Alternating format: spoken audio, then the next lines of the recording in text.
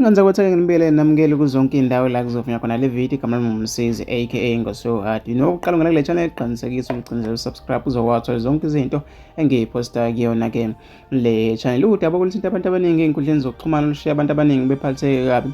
Udaba ke lokudlula emhlabeni komfundi ke wase MUT njoba ke bekade ke noma ke bekade kuduma izulu elikhulu kakhulu. Ngicabanga ukuthi bekumgqibelo la khona ke okwenzeke isigameko sokuthi izulu lishaye ke irest la kade ke ehleli khona lo mfana wase ke wengane zakwethu uyalimala washakela kade ehlezi khona kuthiwa kade kushiya impahla then bamphuthumisa esibhedlela ke okuyila ashonele khona okusho ukuthi ulimale ke kakhulu ke elinyazwa yiyo ke imbangela yezulu ke wengane zakwethu. Abantu abaningi bapholeka nje ke enkundleni zokuxhumana nangomunye uthi ke uloyiwe ngakubo bakithi ngeke ke okokuqala nje limshaye elele.